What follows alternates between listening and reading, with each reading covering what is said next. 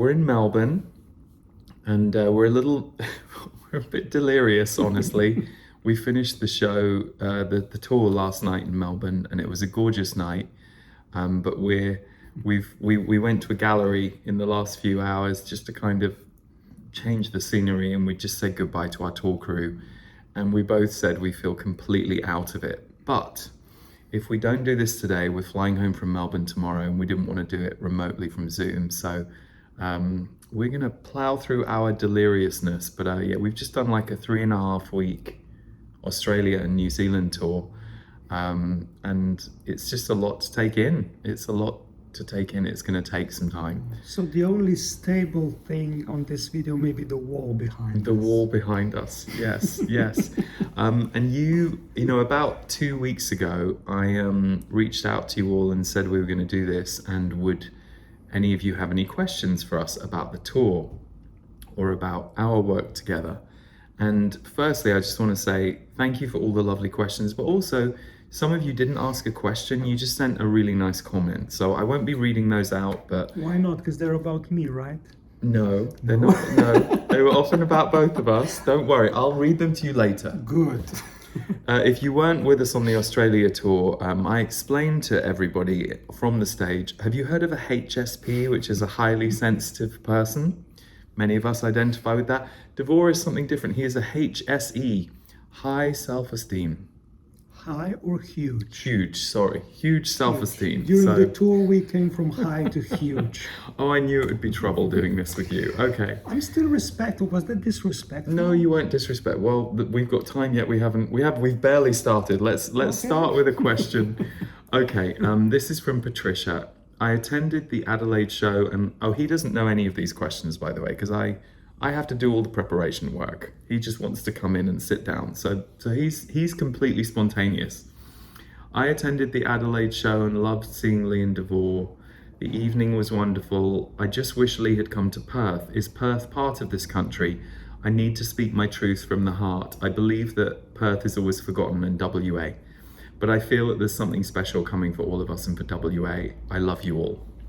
We had Perth on the schedule, and at the very last minute, we lost our venue. So the way that touring works is you have to plan a whole map, and you can't book the venues, you have to hold the venues. You do something called a venue hold. So we had a venue hold on all of these venues, and what happens is by the time you can finalize and say, yes, please, we'll go green, sometimes someone else snaps them up. So we had a Perth venue, and it got removed, and the only other venue available to us would have been for about 150 or 200 people. And given it was such a long flight and we're bringing a tour team with us, we just couldn't do it.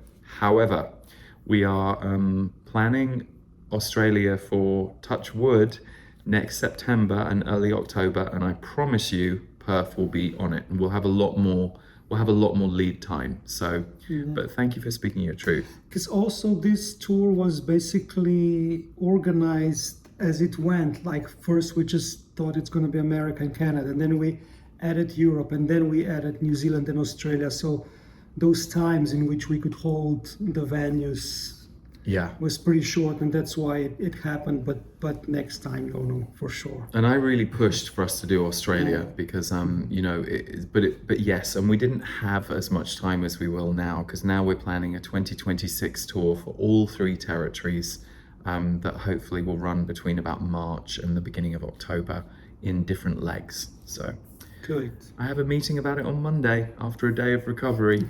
Okay, so Susan, dear Lee and Davor, your brotherly love and musical collaboration is a precious gift to humanity. Eternally grateful to you both for live streaming your Big Love tour from Seattle, London, Sydney.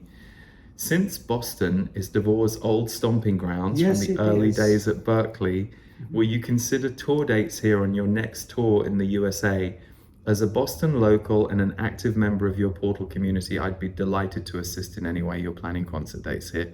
Here is the funny news. We were walking through the park from the gallery, and I said to you, should we go to Boston? And in the gallery is going to be the exhibition for the Fine Arts Museum from Boston, the Impressionists from that museum, which when I was studying, I would go sometimes almost daily to that room if I had time and read books in there. So Boston and especially Fine Arts Museum are like so dear to me that I would love to Yeah, me too. perform there one day. So I would love to go there with you and be there in your Yeah. old stomping grounds. So, Yeah. and here's the thing about the touring, because we're not, like when musicians tour and they do a concert, but they're really just doing songs.